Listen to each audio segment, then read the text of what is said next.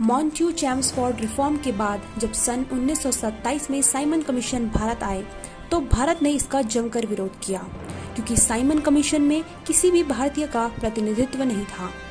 उस समय के सेक्रेटरी ऑफ स्टेट लॉर्ड बर्किनहेड के सामने जब यह मांग रखी गई तो उन्होंने साफ इनकार करते हुए भारतीय नेताओं के सामने एक दूसरी रिपोर्ट बनाने का प्रस्ताव रखा जो सभी को स्वीकार हो। दिसंबर 1927 में मुख्तार अहमद अंसारी की अगुवाई से जब कांग्रेस का मद्रास सेशन हुआ तो उसके निष्कर्ष के रूप में यह सामने आया कि साइमन कमीशन को सहयोग न करते हुए हम एक ऑल पार्टी कॉन्फ्रेंस का गठन करेंगे जो इंडियन कॉन्स्टिट्यूशन के रिफॉर्म को ड्राफ्ट करने में हमारी सहायता करेगा। इसके पश्चात इसके द्वारा एक कमेटी बनाई गई जिसके चेयरपर्सन मोतीलाल नेहरू थे तथा इस कमेटी की रिपोर्ट को नेहरू रिपोर्ट कहा गया।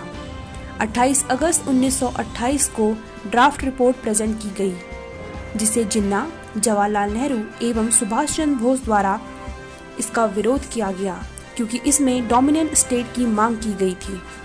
दिसंबर 1928 में यह रिपोर्ट कलकत्ता सेशन में प्रस्तुत की गई जहां इसे पूर्ण मत के साथ मंजूरी दे दी गई।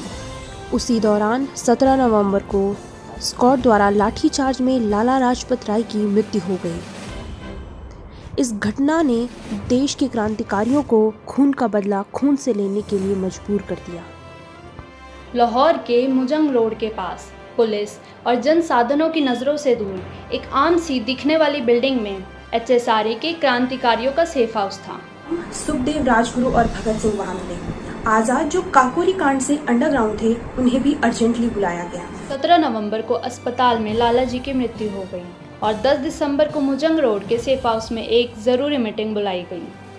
HSRA के विचारक भवते भोरे की पत्नी दुर्गा देवी, जिन्हें सब प्यार से भाभी बुलाते थे, इस मीटिंग को लीड कर रही थी। क्रांतिकारी लंदन को संदेश देना चाहते थे कि खून का बदला खून से, और सबकी सहमति से सर सुपरिटेंडेंट स्कॉट को जान से मारने का फैसला हुआ। और हाँ, ये भी सच है, सुखदेव खुद भी जाना चाहते थे लेकिन सभी ने मना कर दिया क्योंकि वे संगठन की दृष्टि से बहुत ही ज्यादा महत्वपूर्ण थे। इस काम के लिए सुखदेव ने HSRA के रणनीतिकार भगत सिंह, राजगुरु, आजाद और जय गोपाल वर्मा को चुना। तो प्लान ये था कि भगत होंगे इस प्लान के इंचार्ज। राजगुरु, जिनका निशाना सबसे पक्का था, वो शूटर थे। वारदात के बाद पुलिस की नजरों में कोई आ न पाए, इसकी जिम्मेदारी थी आजाद के पास। जूनियर मेंबर जय गोपाल स्पॉटर थे। उन्हें स्कॉट के आने का इशारा करना था और इस काम के लिए 17 दिसंबर 1928 की तारीख मुकम्मल की गई थी और 15 दिसंबर को चारों ने फुल रिहर्सल की। गोपाल वर्मा ने ऑफिसर स्कॉट को कभी देखा नहीं था और इतने बड़े काम के लिए उनका नाम छूट जाए वो ये चाहते नहीं थे, इसीलिए उन्होंने ये बात किसी को नहीं बताई।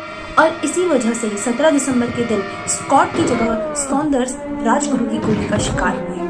भगत सिंह चिल्लाए, ये स्कॉट नहीं है, पर देर हो चुकी थी और फिर प्लान के मुताबिक वो DAV कॉलेज भागे। ऑफिसर सॉन्डर्स की मौत की खबर आग की तरह फैली और शहर में रातों रात पोस्टर लग गए। इस पोस्टर में भगत सिंह ने स्कॉट का नाम काटकर सॉन्डर्स का नाम लिखा था।